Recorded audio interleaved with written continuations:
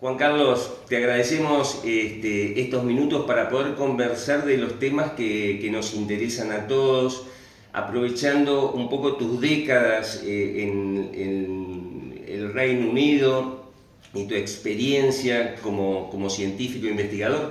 Querríamos que nos comentaras tu perspectiva de esta segunda ola que de manera sorprendente está pegando de manera tan dura en Europa. Comentanos un poco tu visión al respecto.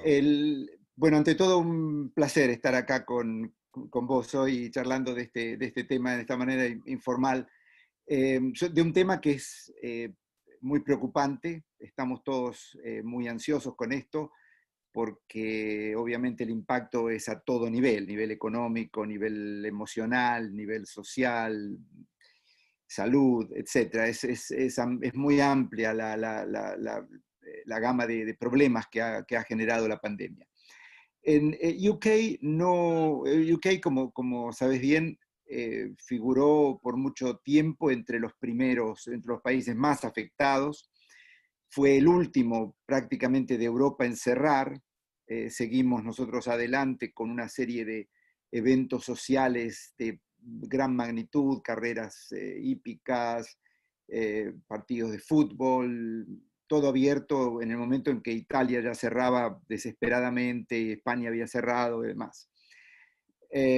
Con una reticencia muy grande, en un intento para mí, de salvar la economía sin darse cuenta que no había forma de hacerlo más que evitando que la gente muriera, y eso hizo que prácticamente se saturara el sistema de salud.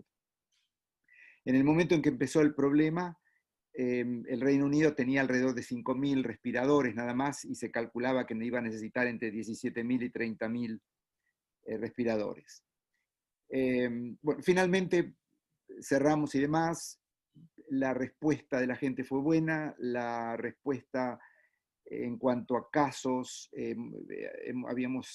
estábamos en alrededor de 35.000, 40.000 muertos sobre el final del pico, eh, y al tomar las medidas adecuadas bajó bastante rápidamente la infección, al punto que empezó toda la euforia, sobre todo por parte del gobierno, de que bueno, íbamos a poder abrir y que estábamos en buena situación. Pero obviamente la segunda ola apareció eh, en forma importante.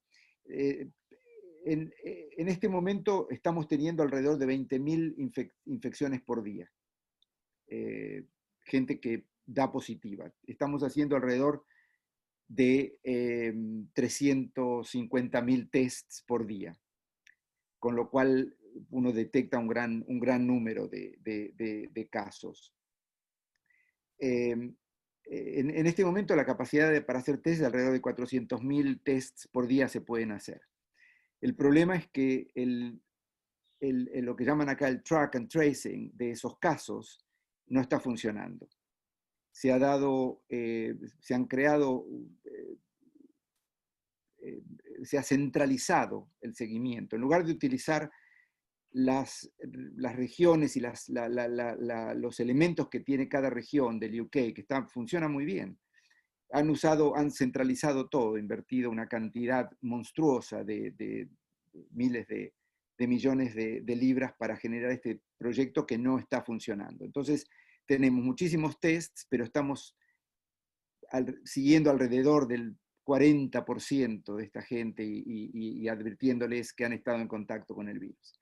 Es uno de los problemas. El otro problema es que eh, durante la primera ola se crearon 7 hospitales que se llaman los Nightingale Hospitals, con capacidad para 500 camas de terapia intensiva en cada uno de ellos, todos repartidos en el país. No hubo que usarlos, porque al cerrar bajó rápidamente la llegada de pacientes al hospital.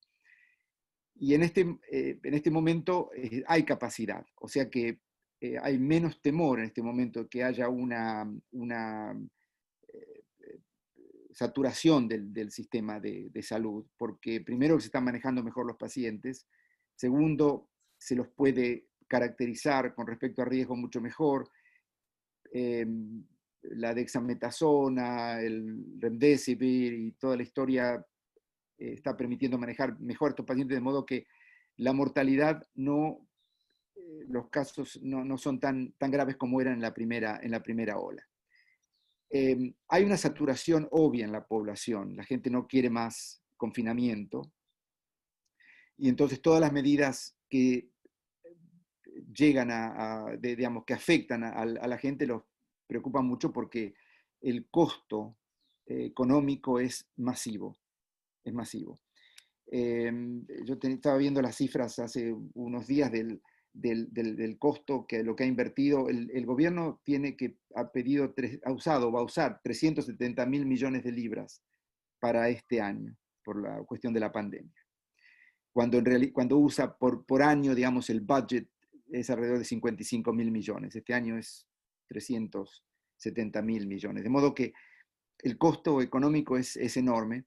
El error grande ha sido decir, bueno, el virus bajó, estamos teniendo prácticamente muy pocas muertes por semana durante los meses de junio y julio, y se abrió básicamente todo de nuevo.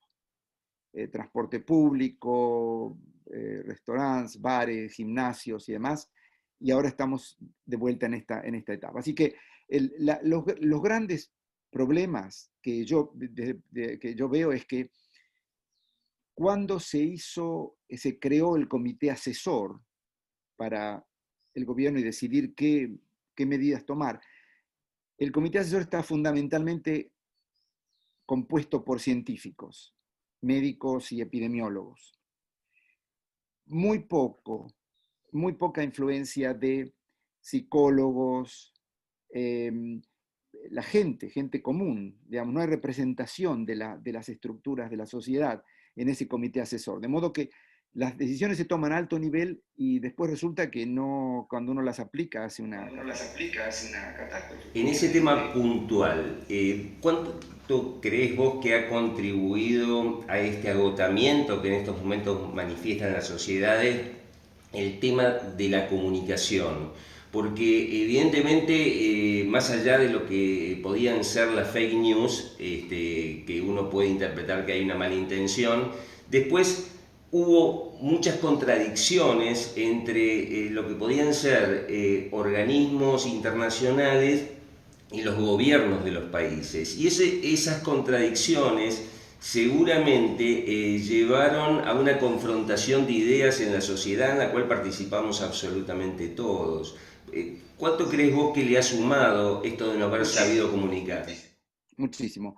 La falta de claridad en cuanto a qué medidas se debe tomar ha sido muy importante, porque, digamos, de repente uno podía encontrarse con 6 personas en determinado lugar, pero no en otro lugar.